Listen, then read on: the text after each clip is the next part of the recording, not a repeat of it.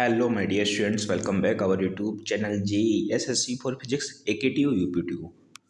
How to write answer sheet in AKTU exam? How to score good marks before 30/70 after 60+/70? मैं आपको video की शुरुआत में ही बता रहा हूँ। मैं बहुत कम टाइम आपका लूँगा, ठीक है। उसके बाद मैं बता दे रहा हूँ आपको कि मैं AKTU में first sem, second sem, third sem, fourth sem, fifth sem, six sem, seven sem, eight sem, मतलब फोर्थ ईयर तक मैं AKTU की एग्जाम कॉपी लिखा हूँ भाई। कैसे नंबर आता है सब मुझे पता है, कैसे नंबर मिलता है, कैसे एग्जाम कॉपी लिखनी है, इस सब मेरे पास एक्सपीरियंस है।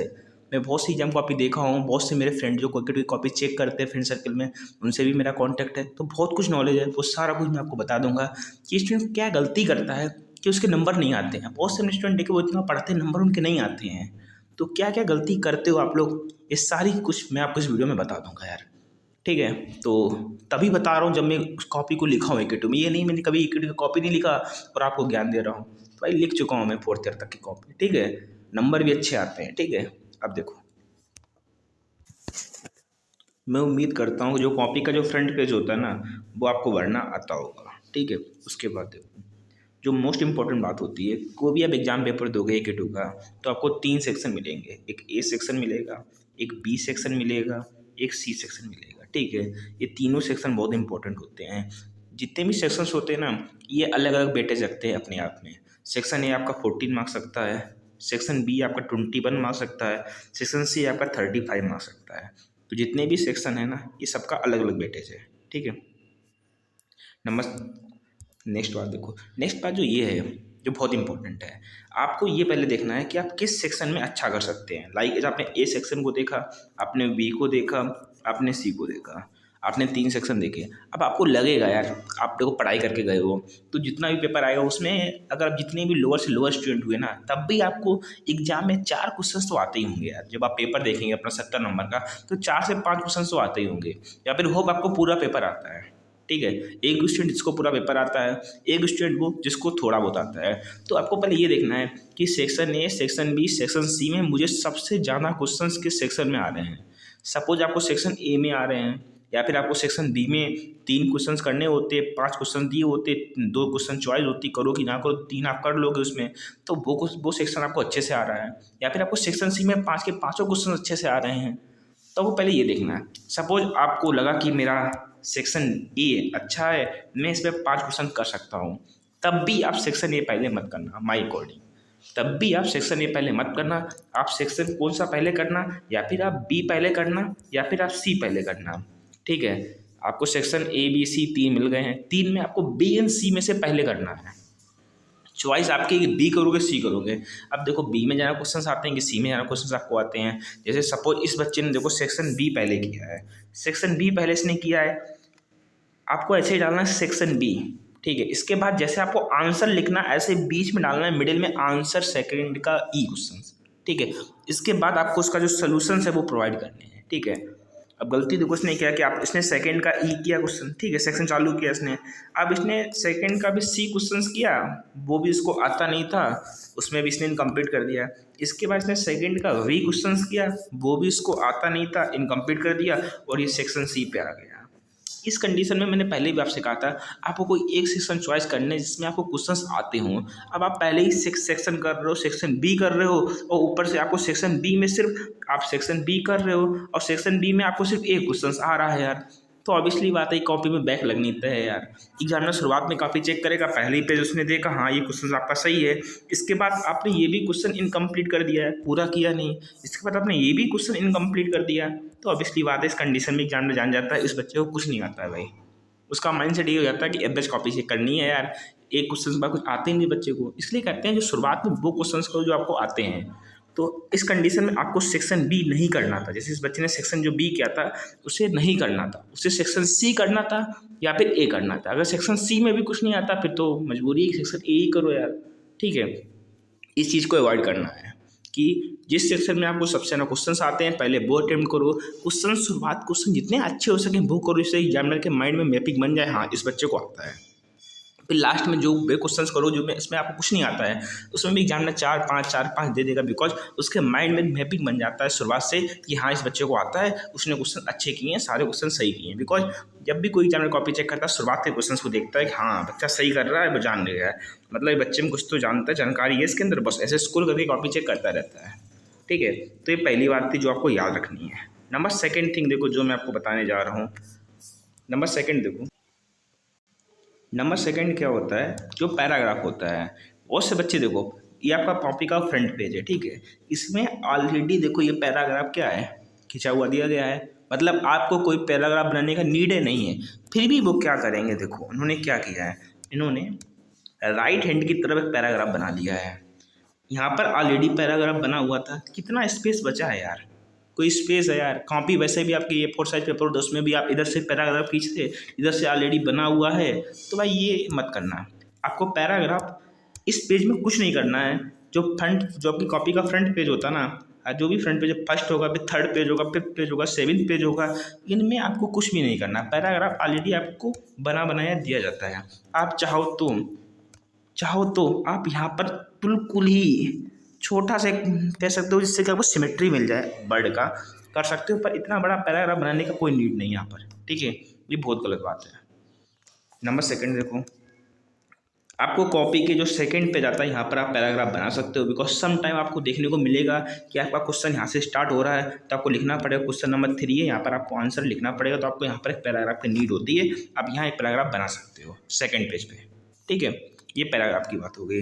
उसके बाद जब भी आपने कोई क्वेश्चन शुरुआत किया है, सपोज ने सेक्शन C शुरुआत किया है, इसके बाद इसके नीचे डालो आंसर क्वेश्चन नंबर 3 का A, ये नहीं उसके सामने डालो, उसके नीचे डालो यार, वो सही है। ठीक है, आपने क्वेश्चन लिखा, जैसे ही वो क्वेश्चन एंड हो, मतलब खत्म हो, तो आपको क्या करना है, जैसे ये क्वेश्चन ये फिनिश हुआ, तो आपको एक ब्लैक हेडिंग से क्या करना है, एक लाइन खींच देना है, जिससे एग्जामिनर को पता चल जाए ये क्वेश्चन जो है ना इतने यहाँ तक सीमित है, यहाँ इसका आंसर आ गया है। ठीक है, जैसे नेक्स्ट क्वेश्चन जब स्टार्ट करोगे, आपने आंसर फिफ्थ लिख दिया, ठीक है, नीचे आपने क्वेश्चन स्टार्ट कर दिया, अच्छी बात है। जैसे ही क्वेश्चन फिनिश हो, जैसे कि यहाँ पर ये क्वेश्चन फिनिश हो गया है, जैसे ही क्वेश्चन फिनिश हो, आपको नीचे क्या करना है, ब्लैक से एक हेडिंग से एक लाइन खींच देनी है, जिससे एग्जामिनर को पता चल जाएगा कि ये क्वेश्चन का जो आंसर है वो इसी पेज तक है, नेक्स्ट पेज में वो नहीं देखेगा, आपको वो जान जाएगा यहाँ पर इसका आंसर फिनिश हो गया है, मतलब तुरंत आपका वो नंबरिंग कर देगा। ठीक है, ये चीज़ सही है। इसके बाद नेक्स्ट देखो, इस चीज़ को अवॉइड करना है, ये नहीं करना है, कॉपी पे गलत इम्पैक्ट पड़ेगा। इसकी बात जब सेक्शन A अटेम्प्ट करो, सेम कहानी सेक्शन A, आंसर सदैव मिडिल में लिखो। बच्चे क्या करते हैं, सेकंड फर्स्ट का A, फर्स्ट का B, फर्स्ट का C, फर्स्ट का D, फर्स्ट का E, नंबर भी 0 0 0 0 0, ये नहीं करने हैं। एग्जामिनर को पता होना चाहिए कि ये क्वेश्चन का ये आंसर है, ये क्वेश्चन का ये आंसर है। एग्जामिनर को पता ही नहीं लगता है, तो कॉपी आपकी ऑनलाइन चेक होती है, उससे माइंड इतना आँखी में ब्लर हो जाता है ना। बच्चे क्या करते हैं, मैं बहुत कॉपी देखा हूँ, यहाँ पर ही फर्स्ट का A डालेंगे, लिख दिया, फर्स्ट का B डालेंगे, लिख दिया, कोई स्पेस भी नहीं ढीलते, कोई स्पेस तो ढीलो यार, क्वेश्चन पता तो चले ये क्वेश्चन अलग क्वेश्चन का आंसर है, इस क्वेश्चन का आंसर अलग है। ध्यान रखना, जैसे को इस बच्चे ने सही किया है, आपको ऊपर आंसर डालना है, जैसे आंसर खत्म हो आपको ब्लैक से लाइन खींचना है। ठीक है, या किसी पेन से खींचते हो, ब्लैक हेडिंग का यूज कर सकते हो, वो सही रहेगा मेरे अकॉर्डिंग। इसके बाद सेकंड आपने आंसर लिखा, आपने इसके ऊपर नीचे आपने ब्लैक से हेडिंग की लाइन खींच दिया, जिससे पता चल जाएगा कि ये जो क्वेश्चंस पहले का जो A है ना, जो पहले का C जो लिखे हो ना, इसका आंसर इतना है, ये पहले का जो E लिख रहे हो उसका आंसर इतना है। ठीक है, तुरंत वो मार्किंग आपकी कर देगा। ठीक है, नेक्स्ट सेम टू सेम आपको इसमें भी करना है, ये चीज़ बहुत इंपॉर्टेंट है, ध्यान रखना। आपको जो भी क्वेश्चन का आंसर खत्म हो, आपको सीधे ब्लैक हेडिंग से आपको उसको क्लोज करना है जब भी आप नेक्स्ट क्वेश्चन को स्टार्ट कर रहे हो। ठीक है, ये गलती भी बहुत बच्चे करते हैं, अब नहीं करेंगे। ठीक है, उसके बाद मैं आपको एक बात और बता दे रहा हूँ, आप किसी भी क्वेश्चन का आंसर लिखो, किसी भी क्वेश्चन का आप आंसर लिख रहे हो, खासकर लॉन्ग आंसर, उसको पॉइंट फॉर्म में लिखो, ना कि आप पैराग्राफ बना रहे हो। आपने इतना बड़ा पैराग्राफ लिख दिया, कोई मतलब नहीं, इसी पैराग्राफ को पॉइंट में लिखो। ठीक है, पॉइंट के फॉर्म में। डेफिनीशन है तो आप लिख दो भाई डबल इन्वर्टेड कामा में पैराग्राफ में, पर अगर आपको उसके अंदर कुछ पॉइंट लिखने हैं तो वो पॉइंट के फॉर्म में ही लिखो, पैराग्राफ को अवॉइड करो, जितना हो सके उतना कम पैराग्राफ में लिखो, आप पॉइंट के फॉर्म में लिखो, आपके नंबर बढ़ेंगे, गारंटी है। ठीक है, इसके बाद देखो एक गलती और आप लोग करते हो, वो भी मैं आपको बताता हूँ। देखो क्या गलती करते हो आप लोग, सपोज आपने सेक्शन सी आपने स्टार्ट किया। सेक्शन सी में आपने 2 क्वेश्चंस किए। सपोज आपने थर्ड क्वेश्चन किया सेक्शन सी का, आपने फोर्थ क्वेश्चन किया। थर्ड का ए कर लिया, फोर्थ का बी कर लिया। तुरंत लो आप क्या करते हो, आप यहाँ पर सेक्शन बी स्टार्ट कर देते हो। लिखते हो सेकेंड का ए, थर्ड का क्वेश्चन किए, थर्ड का है, फोर्थ का है, फिर आपने इसके तुरंत बाद सेक्शन बी स्टार्ट कर दिया, सेकंड का बी। तो मेरे अकॉर्डिंग मेरा मानना है, आप चाहे इसको मानो चाहे ना मानो, जब भी आप कॉपी में पूरा सेक्शन अटेम्प्ट नहीं कर रहे थे तब तक आप सेकेंड सेक्शन मत स्टार्ट करिएगा यार। आप अगर सेक्शन सी कर रहे हो ना तो सेक्शन सी को पहले पूरा करिएगा, फिर आप सेक्शन बी को स्टार्ट करिएगा। अगर आप सेक्शन बी पहले कर रहे हो तो सेक्शन बी को पहले पूरा कंप्लीट करिएगा, फिर आप सेक्शन ए स्टार्ट करें या फिर सेक्शन सी स्टार्ट करें। कभी भी 2 सेक्शन को आपस में मर्ज मत करना कि आपने सेक्शन सी के 3 क्वेश्चन लगाए, सेक्शन बी के आपने 2 क्वेश्चन लगाए, दोनों को मर्ज कर दिया मतलब। फिर आप डाल दो सेक्शन सी का 7th का ए क्वेश्चन। तो यार ये मैं कहता हूँ अवॉइड करिएगा, ऐसा मत करिएगा, ठीक है। बिकॉज एग्जामिनर को भी इतना फायदा होता है, बिकॉज उसके माइंड में जो पेपर होता है ना, या फिर वो पेपर उल्टे फॉर्म में याद होगा उसको, बार बार पेपर नहीं देखता कि क्या पेपर में ये क्वेश्चन क्या था, उसके माइंड में याद हो जाता है। तो उसमें दिक्कत होती है कि आप सेकंड का ए सोचे, सेकंड का ए कौन सा क्वेश्चन है वो पेपर में देखेगा, एग्जाम पेपर में ये क्वेश्चन था, तो उसमें उसको क्या होता है डिफिकल्टी सामने करनी पड़ती है कि आप डिफरेंट क्वेश्चन अटेम्प्ट कर रहे हो, ऑर्डर से कर नहीं रहे हो, तो उस केस में प्रेशर पड़ता है माइंड में। जब भी एग्जाम माइंड में प्रेशर पड़ेगा नंबर कम होंगे, ठीक है। तो मेरा मानना ये है कि आप किसी भी सेक्शन को कर रहे हो तो उस सेक्शन को पहले पूरा करिएगा, ठीक है। तभी कहता हूँ जो भी सेक्शन कर रहे हो वो सोच समझ के करिएगा, आपको क्वेश्चन आ रहे कि नहीं आ रहे। सपोज आप सेक्शन सी कर रहे हो ना, तो सेक्शन सी में 5 क्वेश्चन आते हैं। इन 5 क्वेश्चन के ऑर्डर पे कोई इफेक्ट नहीं। आप चाहे थर्ड पहले करिएगा, चाहे आप थर्ड पहले करिए, चाहे आप 7th पहले करिए, चाहे आप 4th पहले करिए, चाहे फिर 5th करो, फिर आप 6th करो।